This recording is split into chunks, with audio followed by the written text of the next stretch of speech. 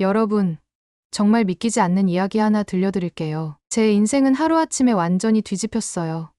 불가능해. 말도 안 돼. 이런 반응들 충분히 이해해요. 저도 처음엔 제 상황을 받아들이기 힘들었으니까요. 30년 전 사랑에 빠졌다가 잃어버린 그 남자. 그가 갑자기 내 앞에 다시 나타났다면 여러분은 어떻게 하시겠어요? 게다가 그 사람은 내 딸의 친부였고 그 사실을 전혀 모르고 있었죠. 충격적이죠. 하지만 더 놀라운 건 그가 여전히 나를 잊지 못했다는 거예요. 매일 밤 당신을 생각했어요. 30년 동안이요. 솔직히 말할게요. 저는 완전히 겁에 질렸어요. 도망치고 싶었죠. 이런 식으로 나타나서 내 평범한 삶을 뒤흔들 권리가 있나. 화도 났어요. 하지만 내 딸의 눈빛을 봤을 때, 그 순간 알았어요. 이건 단순한 우연이 아니라 운명이라는 걸. 인생에서 두 번째 기회는 거의 오지 않는다고들 하죠. 하지만 제게는 왔어요. 그것도 가장 예상치 못한 방식으로. 여러분도 놓친 인연이 있나요? 포기하기엔 너무 소중했던 누군가. 지금부터 들려드릴 제 이야기가 여러분에게 용기를 줄 수 있길 바랍니다. 30년의 시간도, 반 지구를 가로지르는 거리도, 진정한 인연 앞에서는 아무것도 아니니까요. 잠깐 여러분 그거 아세요? 여러분의 구독, 좋아요, 알림 설정은 저에게 가장 큰 힘이 됩니다. 클릭 한 번으로 제게 큰 힘을 주시길 바라요. 안녕하세요. 저는 캐나다 밴쿠버에 살고 있는 케이트 브라운이에요. 밴쿠버 청소년 심리상담센터의 팀장으로 일하고 있죠. 매일 아침 일어나면 바다가 보이는 작은 아파트에서 커피 한 잔을 마시며 하루를 시작해요. 평범한 일상이었죠. 16살 딸 하나와 함께 사는 싱글맘으로 바쁜 나날을 보내고 있었어요. 제 딸 미나는 한국 이름이에요. 아버지를 한 번도 만난 적 없지만 그녀의 한국 혈통을 기억하게 해주고 싶었거든요. 미나는 호기심 많고 총명한 아이였어요. 특히 음악에 재능이 있었고 최근에는 케이팝에 완전히 빠져 있었죠. 제가 한국어를 가르쳐 준 적은 없었지만 유튜브로 혼자 공부해서 기본적인 대화가 가능할 정도였어요. 엄마, 이번 주말에 한인 페스티벌이 열린대요. 같이 가볼래요? 미나의 제안으로 우리는 밴쿠버 다운타운에서 열리는 한인 축제에 가게 됐어요. 평소라면 거절했을 테지만 그날따라 왠지 모르게 마음이 끌렸어요. 어쩌면 운명이었는지도 모르겠네요. 축제장은 활기찼어요. 화려한 한복을 입은 무용수들, 맛있는 음식 냄새, 그리고 흥겨운 음악이 가득했죠. 미나는 신이 나서 이것저것 구경하며 다녔고 저는 그런 딸을 미소 지으며 따라다녔어요. 그런데 갑자기 무대에서 한 곡이 흘러나왔어요. 사랑밖에 난 몰라. 그 순간 시간이 멈춘 것 같았어요. 가슴이 쿵쾅거리고 다리가 후들거렸죠. 숨이 막히고 눈에서는 눈물이 흘러내렸어요. 미나가 놀란 표정으로 제 팔을 잡았어요. 엄마, 괜찮아요. 왜 울어요? 그 노래는 30년 전 그와 함께 들었던 노래였어요. 대학교 2학년 봄날의 어느 저녁 캠퍼스 축제에서 만났던 한국인 교환학생 준호와의 추억이 물밀듯이 밀려왔어요.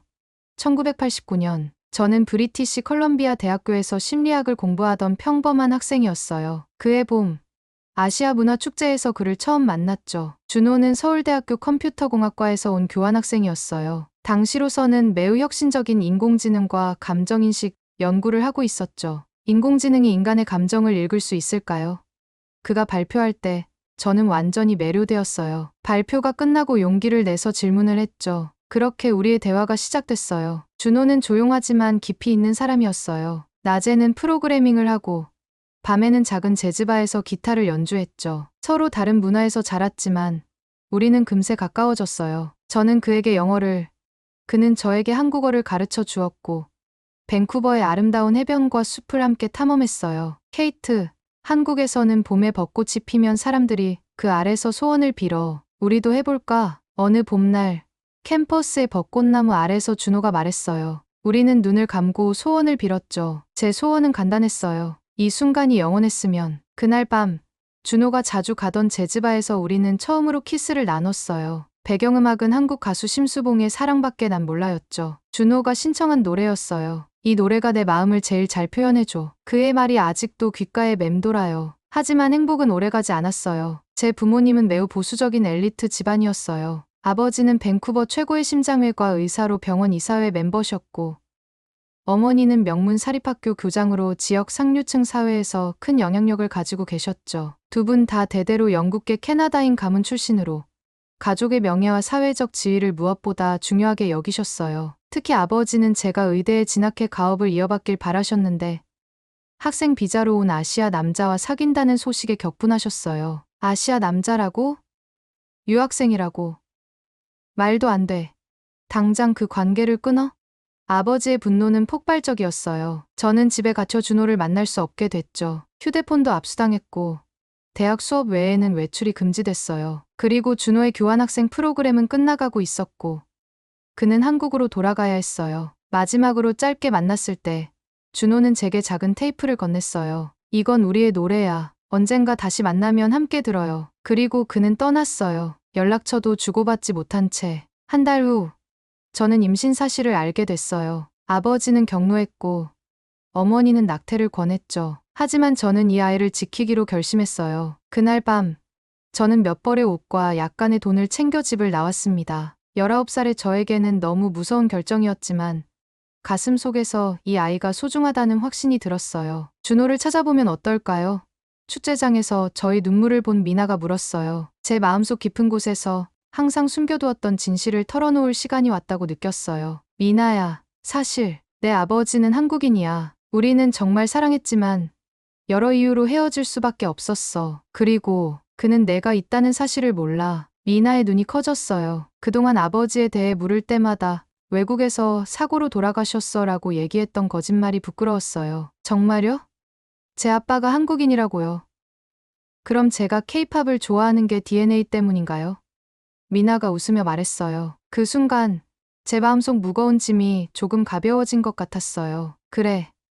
내 이름도 아빠가 좋아했을 이름이야. 미나라는 이름은 아름다운 봄이란 뜻이래. 우리가 만난 그 봄을 떠올리며 지었어. 축제장을 나오며 미나는 이미 휴대폰으로 무언가를 검색하고 있었어요. 그 아이의 눈빛에서 모험이 시작될 것임을 직감했습니다. 미나의 제안에 저는 처음에 망설였어요. 30년이나 지난 첫사랑을 찾는다니 현실성이 없다고 생각했죠. 하지만 미나는 포기하지 않았습니다. 엄마, 지금은 인터넷 시대잖아요. 아빠 이름이 뭐예요? 준호, 김준호. 그의 이름을 말하는 것만으로도 가슴이 떨렸어요. 집으로 돌아온 후 미나는 바로 컴퓨터 앞에 앉았어요. 저는 차를 마시며 창밖을 바라봤죠. 봄비가 내리고 있었어요. 마치 그날처럼. 준호와 헤어진 후 저는 정말 힘든 시간을 보냈어요. 임신 사실을 알고 가출한 저는 처음에 여성보호소에서 지냈습니다. 낮에는 카페에서 아르바이트를 하고 밤에는 온라인으로 수업을 들었어요. 부모님은 제가 집을 나간 후 몇 번 연락을 시도했지만 저는 그들의 조건을 받아들일 수 없었어요. 아이를 포기하면 다시 받아주겠다는 제안은 상상조차 할 수 없었으니까요. 미나가 태어났을 때 저는 혼자였어요. 하지만 보호소의 다른 여성들과 간호사들이 도와주었죠. 아기를 안았을 때 그 작은 얼굴에서 준호의 모습을 발견했어요. 까만 눈동자와 선명한 눈매. 그 순간 다짐했습니다. 어떤 어려움이 있어도 이 아이를 지키고 행복하게 키우겠다. 대학은 장학금과 학자금 대출로 어떻게든 졸업했어요. 미나가 3살 때 저는 심리학 석사 과정에 합격했고 미나를 데리고 수업에 가야 할 때도 있었죠. 교수님들 중에는 이해해 주시는 분들도 있었지만 냉담한 시선을 보내는 분들도 많았어요. 하지만 포기하지 않았습니다. 석사 학위를 받은 후 저는 아동심리 상담사 자격증을 취득했어요. 처음에는 작은 상담소에서 일했지만 점차 경력을 쌓으며 밴쿠버 청소년 상담센터로 이직했고 지금은 팀장까지 됐습니다. 그 과정에서 한국 이민자 가정의 아이들도 많이 만났어요. 그럴 때마다 준호를 생각했죠. 엄마, 찾았어요. 갑작스러운 미나의 외침에 놀라 차를 쏟을 뻔했어요. 빠른 걸음으로 미나에게 다가갔죠. 이 사람 맞죠? 김준호, 서울대학교 컴퓨터공학과 출신.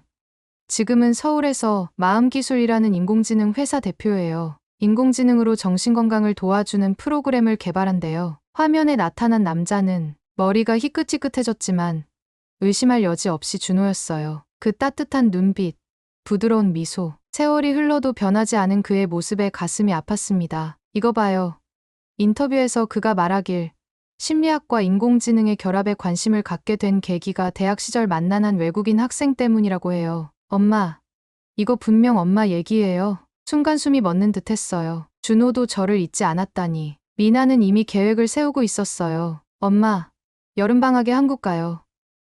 제가 알바해서 모은 돈도 있고 엄마 생일 선물로 기획한 거예요. 그런데 이렇게 더 특별한 이유가 생겼네요. 불가능해 보였지만 미나의 열정에 저도 점차 마음이 움직였어요. 상담센터에 휴가를 신청했고 여권을 확인했죠. 그리고 그동안 단 한 번도 열어보지 않았던 상자를 꺼냈어요. 그 안에는 준호가 준 테이프와 몇 장의 사진, 그리고 그가 손수 쓴 한국어 단어장이 있었습니다. 준비 과정에서 가장 힘들었던 건 감정 조절이었어요. 30년 만에 만나게 될 첫사랑, 그가 이미 다른 가정을 꾸리고 있다면, 우리를 만나고 싶어 하지 않는다면, 미나에게 상처가 되지 않을까.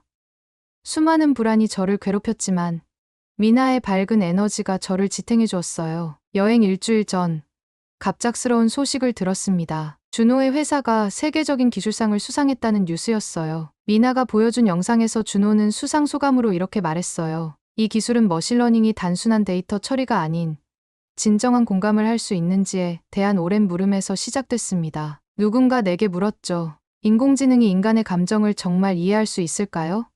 그 질문이 제 인생을 바꿨습니다. 그 질문, 제가 첫 만남에서 그에게 했던 바로 그 질문이었어요. 그의 말을 들으며 뺨을 타고 눈물이 흘러내렸습니다. 갑자기 밀려오는 불안감. 내가 정말 이 여행을 해도 될까? 그날 밤, 미나가 제 방에 찾아왔어요. 손에는 낡은 레코드 플레이어를 들고 있었죠. 이거 중고샵에서 구했어요. 아빠가 준 테이프.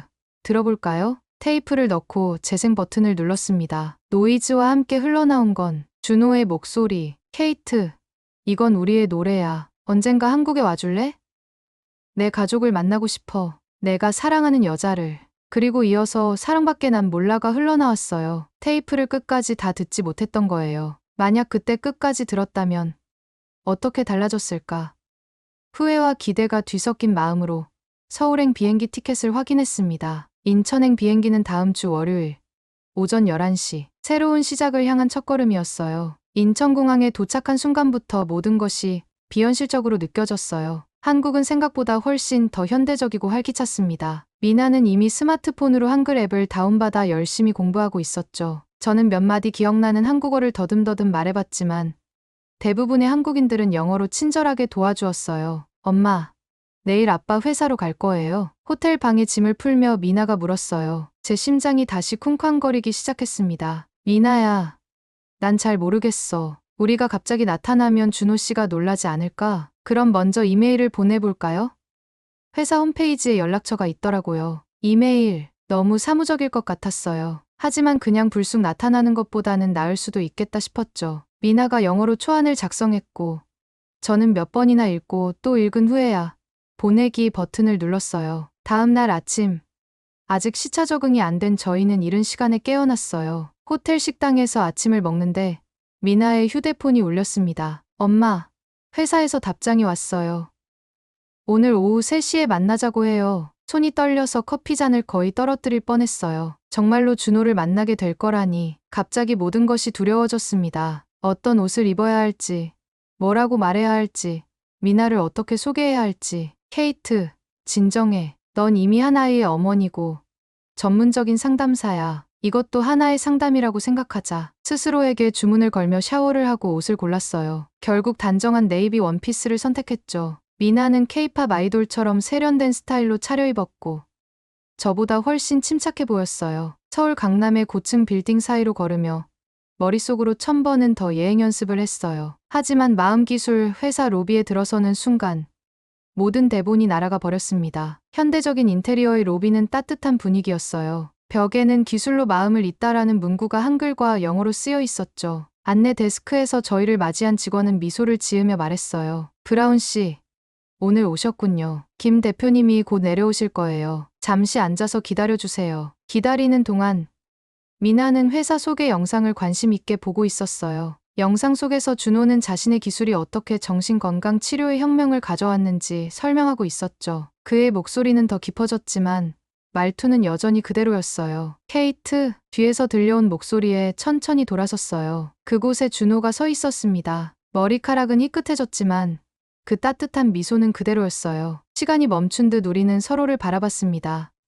준호, 오랜만이에요. 제 목소리가 떨렸어요. 준호의 눈에도 감정이 가득 차 있었습니다. 30년이 지났네. 하지만 내 눈은 여전히 그대로구나. 그때 미나가 앞으로 나섰어요. 준호의 시선이 미나에게 향했고 그의 표정이 변했습니다. 놀람, 의문, 그리고 깨달음의 순간이 그의 얼굴을 스쳐 지나갔어요. 이분은 미나예요.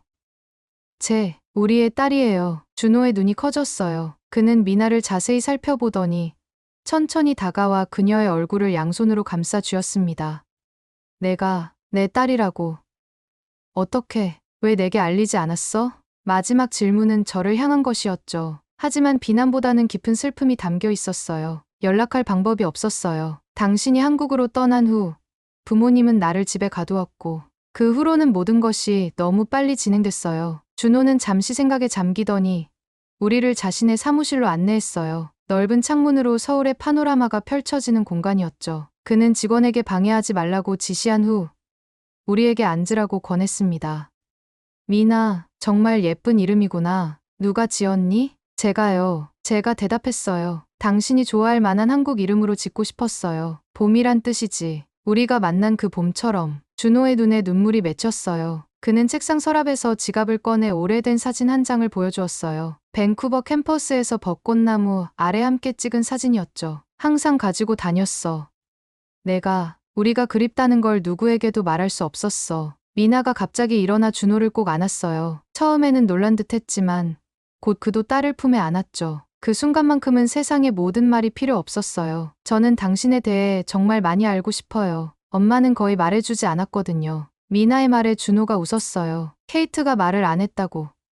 그건 정말 놀랍네. 대학 때는 말이 정말 많았는데. 셋이서 웃음이 터졌고 긴장이 조금 풀렸어요. 준호는 자신의 인생에 대해 이야기했습니다. 한국으로 돌아온 후 컴퓨터 회사에 취직했고 30에 결혼했지만 아내는 5해 전에 병으로 세상을 떠났다고 해요. 아들 하나가 있었고 지금은 미국 대학에서 공부 중이라고 했죠. 인공지능과 심리학의 결합. 이건 대학 때부터 내 꿈이었어. 그리고 그 꿈의 시작에는 항상 너의 질문이 있었지. 창밖으로 석양이 내려앉고 있었어요. 시간이 이렇게 빨리 흐를 수 있다는 게 놀라웠습니다. 준호가 물었어요. 오늘 저녁 함께 식사할래? 내가 아는 좋은 한식당이 있어. 그날 밤 우리는 한강이 보이는 전통 한식당에서 오랜 시간 이야기를 나눴어요. 미나는 준호에게 자신의 음악적 재능에 대해 이야기했고 준호는 자신의 회사에서 개발 중인 음악 감정 인식 프로그램에 대해 설명했죠. 와, 그거 정말 멋져요. 제가 도울 수 있는 방법이 있을까요? 미나의 눈이 반짝였어요. 준호와 미나가 이야기하는 모습을 보며 저는 깊은 감사함을 느꼈어요. 30년의 시간이 너무나 아깝게 느껴졌지만 지금이라도 우리가 다시 만날 수 있어 다행이라는 생각이 들었죠. 호텔로 돌아가는 택시 안에서 준호는 조용히 내 손을 잡았어요. 내일도 만날 수 있을까? 너희에게 서울을 보여주고 싶어. 그의 손길에 모든 세월이 순식간에 사라진 듯했어요. 마치 밴쿠버의 그 봄날로 돌아간 것 같았죠. 다음 날 아침, 준호는 약속대로 호텔 로비에서 우리를 기다리고 있었어요. 주말이라 회사 일을 잠시 미뤘다고 했죠. 그는 우리를 경복궁으로 먼저 데려갔어요. 화려한 한국 전통 건축물 사이를 걸으며 준호는 왕조의 역사와 문화에 대해 설명해 주었습니다. 여기가 바로 내 뿌리야. 현대적인 기술을 연구하지만 전통의 지혜를 잊지 않으려고 노력해. 미나는 궁궐의 아름다움에 완전히 매료되었어요. 특히 연못에 비친 건물들의 모습에 넋을 잃었죠. 준호는 딸의 관심사와 취향을 하나하나 기억하려는 듯 세심하게 관찰했어요. 북촌 한옥마을에서 점심을 먹은 후 우리는 홍대 거리로 향했습니다. 젊은이들의 에너지로 가득한 그곳에서 미나는 완전히 행복해 보였어요. K-팝 관련 상점들을 돌아다니며 즐거워하는 모습이 마치 어린아이 같았죠. 미나는 정말 음악적 재능이 있어요. 당신을 닮았나 봐요. 조용히 준호에게 말했어요. 그는 미소를 지었죠. 아니, 너를 닮았어. 그 열정적인 눈빛, 호기심 가득한 표정. 너무 많이 닮았어. 해가 질 무렵 준호는 우리를 한 스튜디오로 데려갔어요. 회사에서 연구 목적으로 사용하는 음악 녹음실이라고 했죠. 미나야, 내 음악적 재능을 보여줄래? 내가 만든 인공지능 작곡 프로그램이 있는데 함께 실험해보면 어떨까? 미나의 눈이 반짝였어요. 녹음실에서 그녀는 키보드 앞에 앉아 즉흥 연주를 시작했습니다. 그녀의 손가락이 건반 위를 춤추듯 움직였고 아름다운 멜로디가 흘러나왔어요. 준호는 컴퓨터로 그 연주를 녹음한 후 인공지능 프로그램을 통해 분석했죠. 놀라워. 이 프로그램은 연주자의 감정을 분석해서 어울리는 반주를 자동으로 만들어내. 미나야, 다시 한번 연주해 볼래? 이번엔 인공지능이 만든 반주와 함께 미나가 다시 연주를 시작하자 인공지능이 만든 오케스트라 반주가 더해졌어요. 마치 그녀가 콘서트홀에서 연주하는 것처럼 웅장하고 아름다운 소리였죠. 저도 모르게 눈물이 흘렀어요. 준호도 감동한 표정이었습니다. 엄마, 아빠, 이거 정말 믿을 수 없어요. 제 음악이 이렇게 변하다니. 미나가 아빠라고 부른 것은 그때가 처음이었어요. 준호의 눈에도 눈물이 맺혔습니다. 그는 말없이 미나를 안아주었죠. 스튜디오를 나와 남산 타워로 향하는 길. 준호가 조심스럽게 물었어요. 두 사람, 한국에서 얼마나 머물 계획이야? 일주일이요. 월요일에 밴쿠버로 돌아가요. 제 대답에 준호의 표정이 어두워졌어요. 그는 잠시 생각에 잠기더니 말했습니다. 케이트, 미나, 내가 제안하고 싶은 게 있어. 내일 저녁, 내 집에서 식사를 함께 하자. 중요한 이야기가 있어. 남산 타워에서 바라본 서울의 야경은 정말 아름다웠어요. 수많은 빛이 어우러진 도시의 모습이 마치 우리의 인생처럼 복잡하고도 아름답게 느껴졌습니다. 다음 날 저녁, 우리는 준호의 집을 방문했어요. 강남의 고급 아파트였지만 내부는 의외로 소박하고 따뜻한 분위기였죠. 준호가 직접 요리한 한식으로 식탁이 가득했어요. 불고기는 내가 제일 자신 있는 요리야. 대학 시절 자취하면서 배웠어. 식사를 마친 후 준호는 우리를 거실로 안내했어요. 그는 깊게 숨을 들이쉬더니 말했습니다. 케이트, 미나, 나는 30년 동안 무언가 빠진 것처럼 살아왔어. 회사는 성공했고 아들도 훌륭하게 자랐지만 내 마음속에는 항상 빈자리가 있었어. 그 빈자리가 너희였다는 걸 이제야 알았어. 준호의 진지한 표정에 가슴이 쿵쾅거렸어요. 그는 계속해서 말했죠. 나는 너희가 내 인생의 일부가 되었으면 해. 밴쿠버와 서울. 거리가 멀지만 우리가 다시 시작할 수 있을까? 말문이 막혔어요. 이런 제안을 기대하지 않았거든요. 하지만 미나가 먼저 반응했습니다. 아빠, 정말요? 저도 더 많은 시간을 함께 보내고 싶어요. 준호는 웃으며 미나를 안아주었어요. 그리고 저를 바라보았죠. 케이트, 어떻게 생각해? 너무 갑작스러운가? 마음이 복잡했어요. 밴쿠버에는 제 일과 생활이 있었고 미나의 학교도 있었죠. 하지만 가슴 깊은 곳에서는 이미 답을 알고 있었어요. 준호, 나도 우리가 다시 시작했으면 좋겠어요. 방법을 찾아볼게요. 그날 밤 준호는 자신의 회사가 밴쿠버에 지사를 설립할 계획이 있다고 말했어요. 그 프로젝트를 직접 맡아 1년 중 절반은 밴쿠버에서 보낼 수 있다고 했죠. 모든 것이 운명처럼 느껴졌어요. 마지막 날 준호의 제안으로 미나는 특별한 프로젝트에 참여하게 됐어요. 회사의 음악 치료 프로그램에 자신의 연주를 기부하는 것이었죠. 녹음실에서 미나는 심수봉의 사랑밖에 난 몰라를 자신만의 스타일로 편곡해 연주했어요. 이 노래가 우리 가족을 다시 이어준 노래예요. 이 음악이 다른 사람들에게도 위로가 되었으면 좋겠어요. 미나의 연주를 들으며 저는 30년의 세월이 한순간에 녹아내리는 느낌이었어요. 준호는 내 손을 꼭 잡았고 우리는 서로의 눈에서 같은 꿈을 보았습니다. 밴쿠버로 돌아가는 비행기 안에서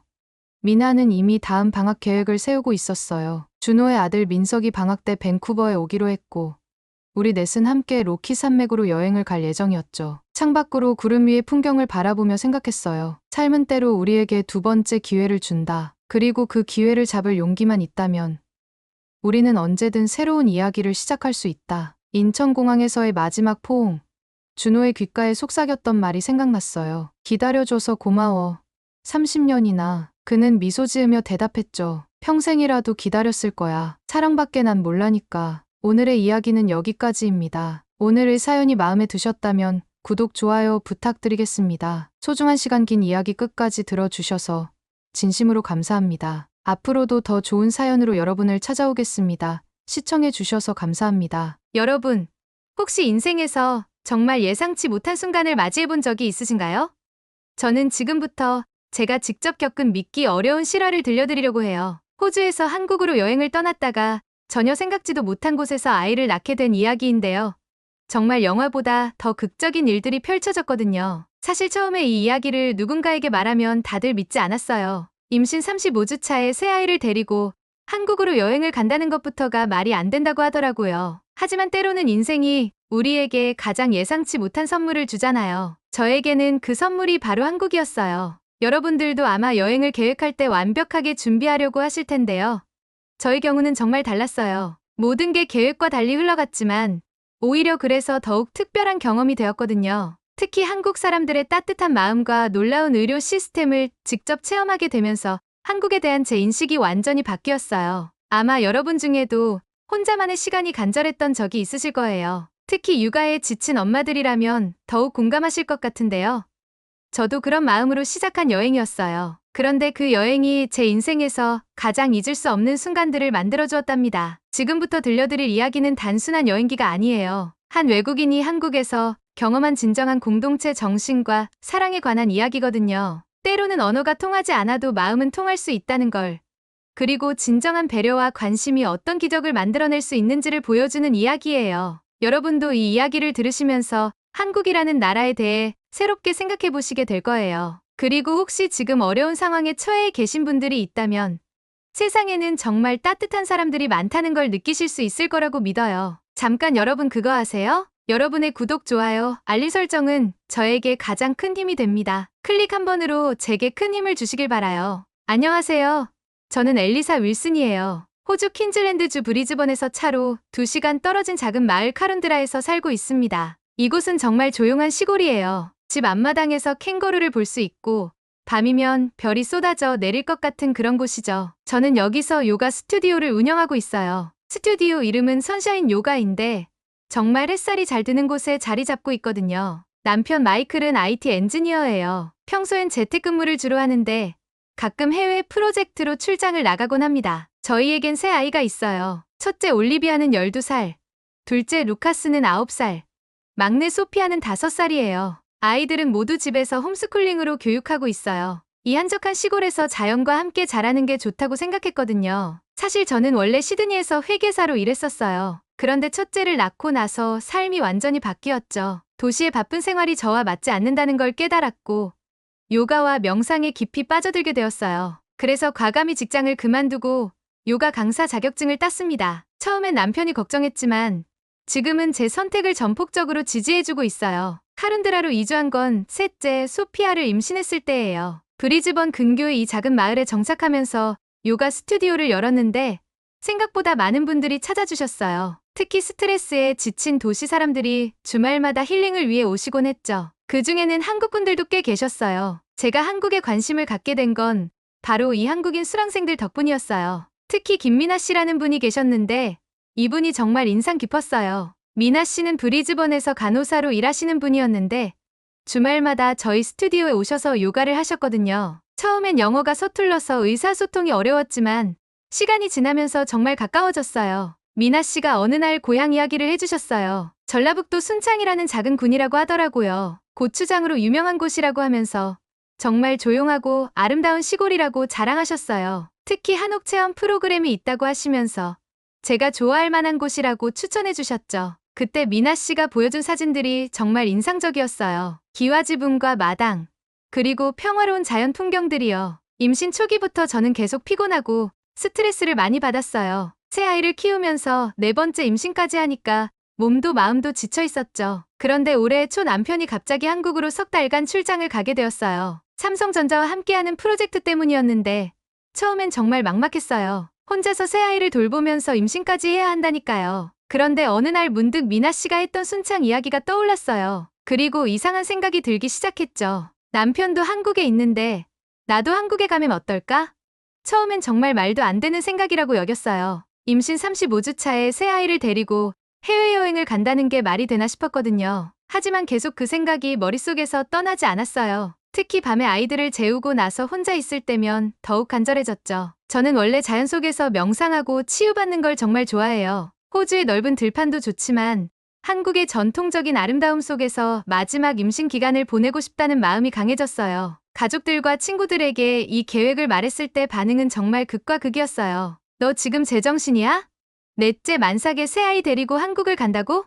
제 절친한 친구 레이첼이 정말 걱정스러운 표정으로 말했어요. 어머니는 아예 화를 내시면서 절대 안 된다고 하셨고요. 하지만 저에겐 확신이 있었어요. 3번의 출산 경험상 저는 항상 예정일을 넘겨서 출산했거든요. 첫째는 일주일, 둘째는 열흘, 셋째는 거의 2주일을 넘겼어요. 그래서 예정일이 아직 한 달 넘게 남은 상황에서 갑작스럽게 출산할 가능성은 낮다고 생각했죠. 병원에 가서 담당 의사 선생님과 상담했어요. 처음엔 선생님도 놀라셨지만 제 상태를 꼼꼼히 검사해 보신 후에 여행이 가능하다는 소견서를 써주셨어요. 물론 만약에 사태에 대비해서 한국의 의료시설에 대한 정보도 미리 알아보라고 조언해 주셨고요. 마침내 결심을 굳혔어요. 남편 마이클도 처음엔 걱정했지만 제 의지가 확고한 걸 보고 지지해 주기로 했어요. 아이들은 오히려 신나했죠. 특히 올리비아는 케이팝을 좋아해서 한국에 가는 걸 정말 기대했어요. 루카스와 소피아도 새로운 나라를 구경할 수 있다며 좋아했고요. 출발 전날 밤, 저는 정말 설렜어요.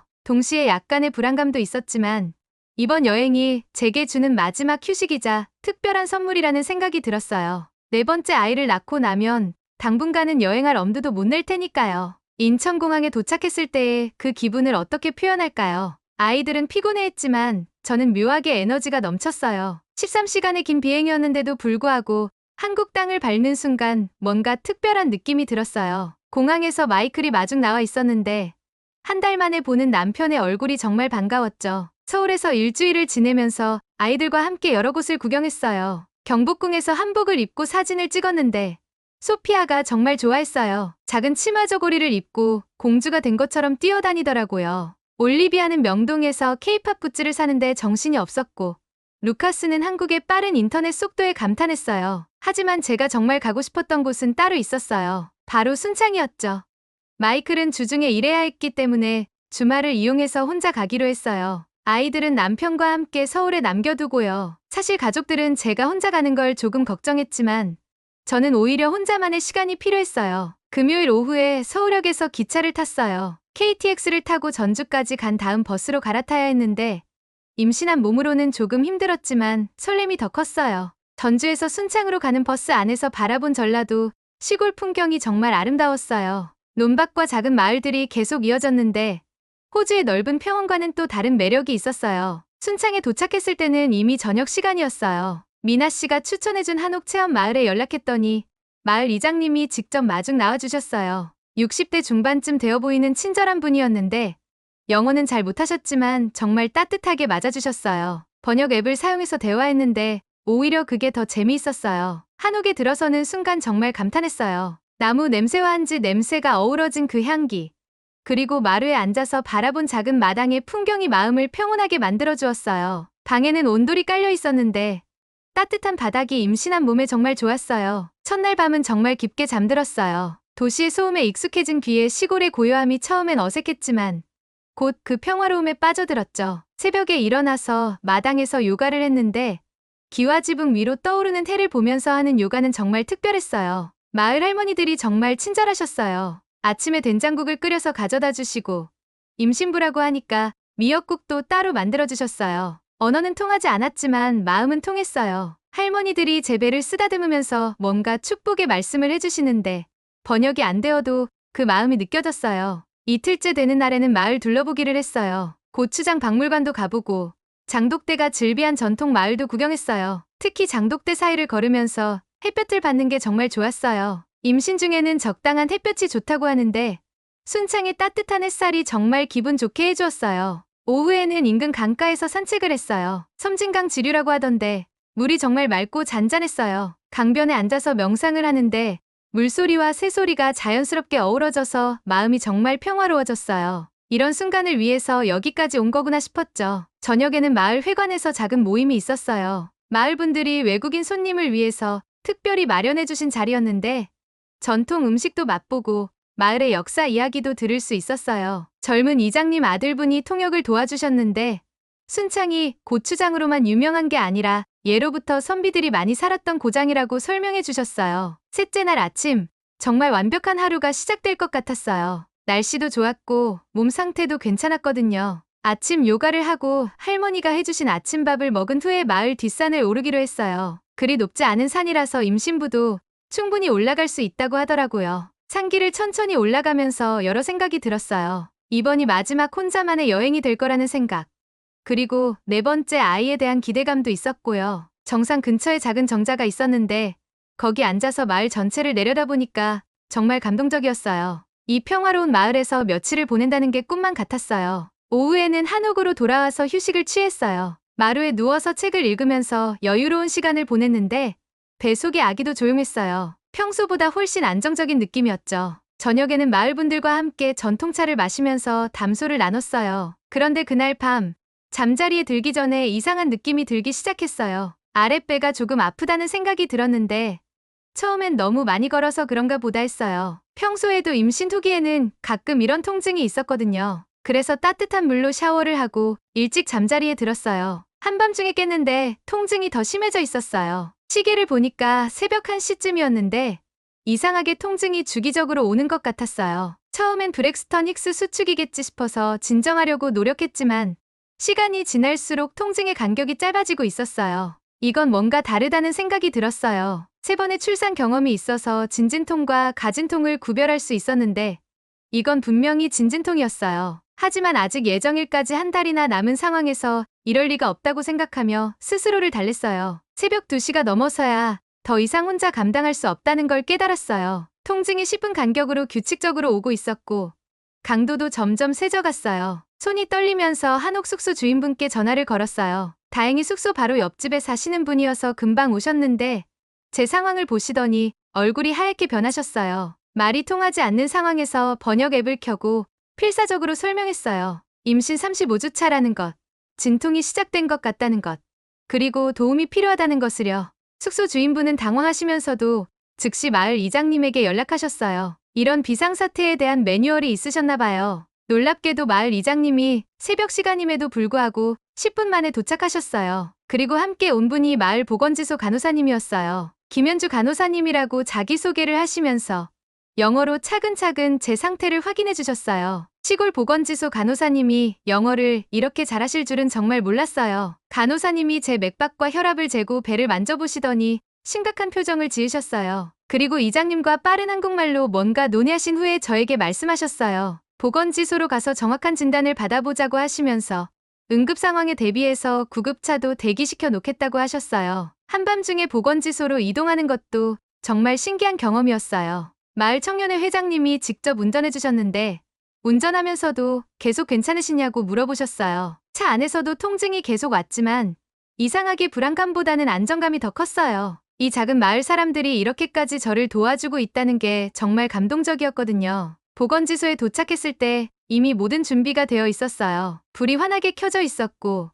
의료진들이 대기하고 계셨어요. 나중에 알게 된 건데 순창군 보건소장님까지 직접 오셨더라고요. 외국인 산모의 응급 상황이라는 보고를 받고 모든 가용 인력을 동원하신 거였어요. 의료진들이 저를 진료대에 누이고 각종 검사를 시작했어요. 초음파 검사를 해보니 아기는 건강했지만 분명히 진진통이 맞다고 하셨어요. 자궁경부도 이미 상당히 열려있는 상태였고요. 보건소장님이 심각한 표정으로 말씀하시길 조산이지만 충분히 안전하게 분만할 수 있다고 하셨어요. 그런데 정말 놀라운 일이 벌어졌어요. 새벽 3시가 넘은 시간인데도 불구하고 마을 분들이 하나둘씩 보건지소로 모여들기 시작하신 거예요. 할머니들은 미역국을 끓여서 가져오시고 청년회에서는 혹시 모를 상황에 대비해서 응급 차량을 준비해 놓으셨어요. 이장님 부인분은 갓 태어날 아기를 위한 옷가지까지 준비해 오셨어요. 의료진들도 정말 놀라웠어요. 보건소장님이 직접 서울의 대학병원 산부인과와 영상통화를 연결해서 원격 진료를 받으셨어요. 화면 너머로 서울의 산부인과 전문의 선생님이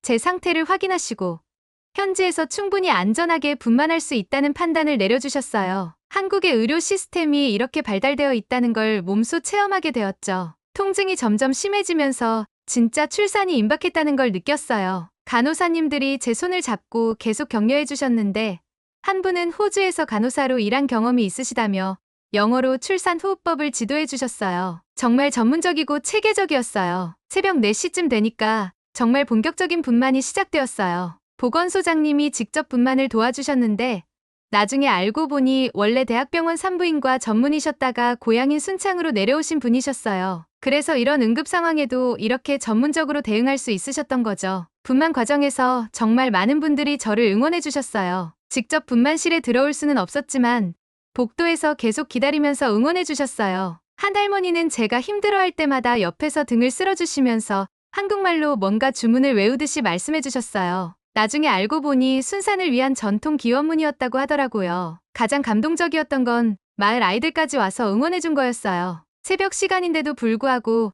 몇몇 가족들이 아이들까지 데리고 와서 기다려주고 계셨어요. 초등학생 정도 되어 보이는 한 아이가 직접 그린 그림을 간호사님을 통해 전해주기도 했어요. 아기와 엄마가 함께 웃고 있는 그림이었는데 정말 마음이 따뜻해졌어요. 진통이 가장 심할 때 저는 평소에 연습했던 요가 호흡법을 사용했어요. 깊고 천천히 숨을 들이마시고 내쉬면서 마음을 평정하려고 노력했죠. 간호사님들도 제가 호흡을 잘 조절하는 걸 보시고 놀라워하셨어요. 요가 강사라고 말씀드리니까 더욱 감탄하시더라고요. 드디어 아기 머리가 나오기 시작했어요. 보건소장님이 차분한 목소리로 계속 진행 상황을 알려주셨고 간호사님들은 제가 힘을 잘 줄 수 있도록 도와주셨어요. 정말 팀워크가 훌륭했어요. 이런 작은 시골 보건지소에서 이렇게 전문적인 의료 서비스를 받을 수 있다는 게 정말 놀라웠어요. 마침내 새벽 5시 28분, 제 네 번째 아이가 세상에 나왔어요. 첫 울음소리를 들었을 때 정말 눈물이 쏟아졌어요. 건강한 여자아이였고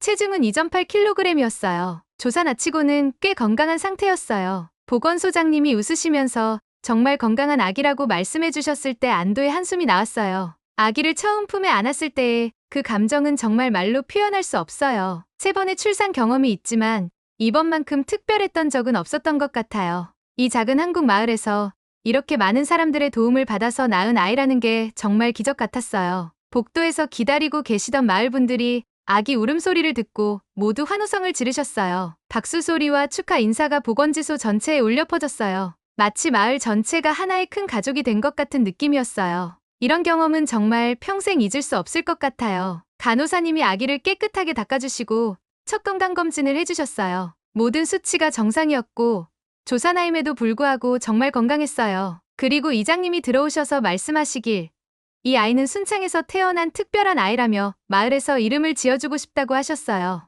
마을 이장님이 제안하신 이름은 정말 특별했어요. 하늘비라고 지어주셨는데 고요한 마을에 내린 하늘의 축복 같은 비라는 뜻이라고 설명해 주셨어요. 그 순간 정말 운명적이라는 생각이 들었어요. 제가 요가를 하면서 항상 자연의 에너지를 받으려고 했는데 이 아이는 정말로 한국의 자연 속에서 하늘의 축복을 받고 태어난 것 같았거든요. 서울에 있던 마이클에게 급히 연락했어요. 새벽 6시쯤이었는데 전화를 받은 마이클이 처음엔 농담인 줄 알았대요. 하지만 제 목소리를 듣고 진짜라는 걸 깨달았을 때 정말 놀라면서도 걱정했어요. 즉시 아이들과 함께 순창으로 내려오겠다고 했지만 저는 괜찮다고 말렸어요. 하늘비와 제가 모두 건강하고 마을 분들이 정말 잘 돌봐주고 계신다고 안심시켰죠. 출산 후 회복실에서 지낸 시간도 정말 특별했어요. 마을 할머니들이 돌아가면서 미역국을 끓여다 주셨는데 각자 집안의 비법이 담긴 미역국이라고 자랑하시더라고요. 김할머니가 가져다 주신 미역국은 들깨가 들어가서 고소했고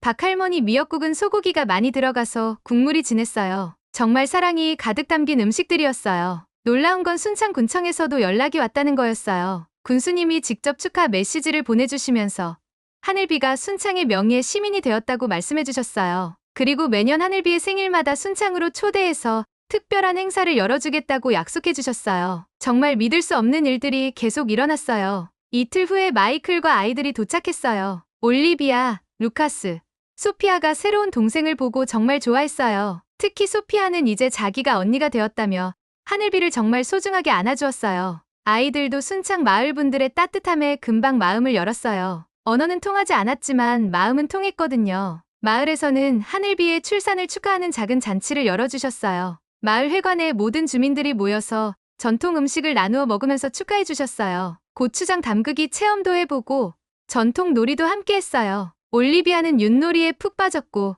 루카스는 제기차기를 배우는데 열심이었어요. 가장 감동적이었던 건 마을 분들이 하늘비를 위해 준비해주신 선물들이었어요. 이장님 부인분이 직접 떠서 만든 아기 모자와 양말, 할머니들이 정성껏 만든 전통 베네쩌 고리, 그리고 마을 청년회에서 준비한 아기 침대까지 모든 게 정말 마음이 담긴 선물들이었어요. 일주일 정도 순창에 머물면서 회복했는데 그 시간이 정말 꿈만 같았어요. 매일 아침 한옥 마당에서 하늘비와 함께 햇볕을 쬐고 오후에는 마을분들과 함께 차를 마시면서 이런저런 이야기를 나누었어요. 언어의 장벽은 있었지만 마음의 소통은 완벽했어요. 특히 김현주 간호사님과는 정말 가까워졌어요. 간호사님이 매일 하늘비의 건강 상태를 체크해 주시면서 신생아 케어에 대해서도 많은 조언을 해주셨어요. 그리고 한국의 전통 육아법에 대해서도 알려주셨는데 정말 배울 점이 많았어요. 특히 아기와의 스킨십과 모유 수유에 대한 한국의 철학이 요가의 철학과 비슷한 부분이 많아서 놀랐어요. 서울로 돌아가기 전날 밤,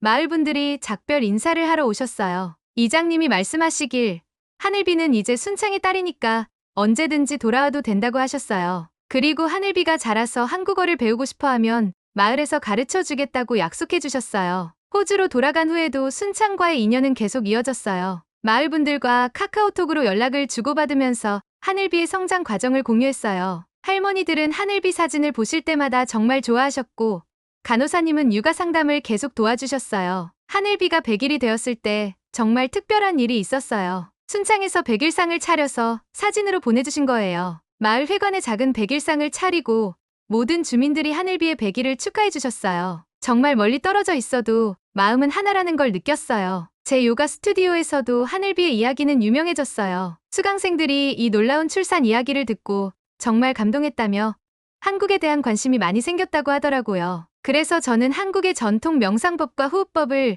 요가 수업에 접목하기 시작했어요. 1년 후 약속대로 다시 순창을 찾았어요. 하늘비의 첫 생일을 순창에서 맞이하기 위해서였죠. 마을 분들이 정말 성대한 돌잔치를 준비해 주셨어요. 전통 돌상을 차려주시고 하늘비가 돌잡이를 할 수 있게 해주셨어요. 하늘비는 붓을 잡았는데 할머니들이 공부 잘하는 아이가 될 거라며 정말 좋아하셨어요. 그날 마을 회관에서 제가 준비한 작은 발표를 했어요. 순창에서의 경험과 하늘비의 이야기를 영어와 서툰 한국어를 섞어가며 말씀드렸는데 마을 분들이 정말 감동해 하셨어요. 그리고 저도 이 경험을 통해서 진정한 공동체의 의미를 배웠다고 말씀드렸어요. 이제 하늘비는 2살이 되었고 한국어 단어도 몇 개 할 수 있어요. 할머니, 고마워요. 사랑해요 같은 단어들을 배웠는데 순창 할머니들과 영상통화할 때마다 써먹고 있어요. 올리비아도 한국어를 배우기 시작했고 저희 가족 모두 한국이 제 제2의 고향이라고 생각하고 있어요. 지금도 순창의 사계절 사진들을 받아보면서 마음이 따뜻해져요. 하늘비가 태어난 그 한옥과 마을 풍경들을 보면